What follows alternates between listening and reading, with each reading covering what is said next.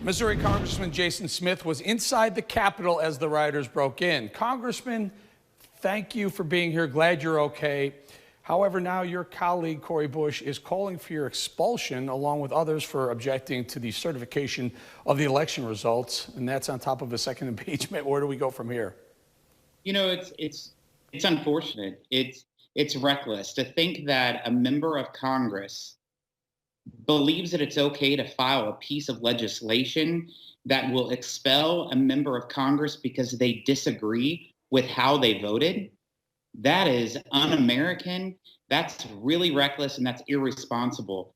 Right now, what's going on the floor of the People's House is only raising the temperature that's out there right now. Our country, unfortunately, is deeply divided, and we need to try to bring down the temperature. But a reckless impeachment that is 7 days from the date that a new president will be sworn into office is ridiculous. Think about this.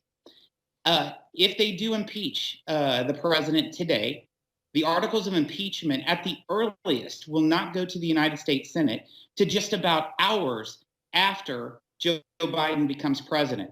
So at that point, Trump will already be out of office. And if they start with that impeachment, you're going to see the first several weeks of a Biden presidency preoccupied by trying to impeach and remove a president who is at his resort in Florida.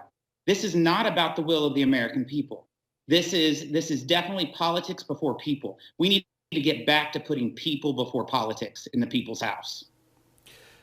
Congressman, this week we've just learned that Liz Cheney, who's number 3 a Republican in the House, it looks like the Republican Congress is trying to remove her from Republican leadership for her willingness to impeach President Trump. Your thoughts on Congresswoman Liz Cheney?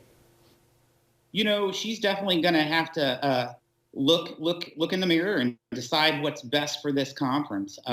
She definitely is out of step with the majority of the Republicans in the conference, and of course, conference chair is the position that leads the communications for the House Republicans, and to be out of step on such an important issue for our conference, I think Liz Cheney is definitely going to have to look deep inside of her heart to decide if she wants to continue where she's at.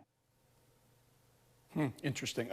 One of the other pushbacks that's going on with the group that voted to hold off on the Joe Biden being declared the winner of the race of the election is a pushback by donors and maybe even voters. Are you concerned at all about your reelection, given what we've seen in the last 8 days since the Capitol Hill protests, riots? I'm concerned to make sure that I'm representing the people of Southeast Missouri. And the people of Southeast Missouri voted by tens of thousands for the policies that was pushed forward by this current administration.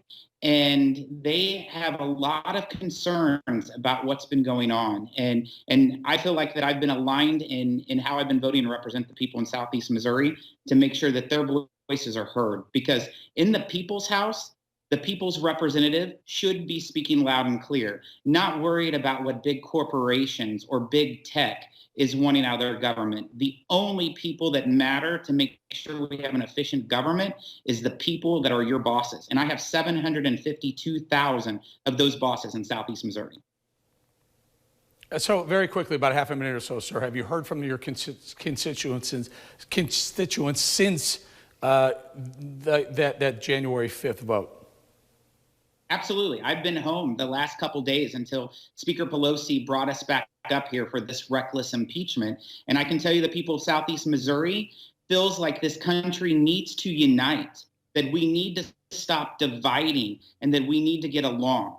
What happened on the attacks of the Capitol was an attack on the People's House, and that was unacceptable, and they find it to be completely atrocious. But they also believe that the hate that has been boiling out of Speaker Pelosi and the House Democrats for the last 4 years has helped enrage this. My folks have been saying, if Joe Biden wants to unite this country, he needs to step up and call for this impeachment to end so that he can actually work for the American people. That's what my constituents are calling for. If he truly wants to unite, He needs to stand up and lead and tell Schumer and Pelosi to back down to unite this country.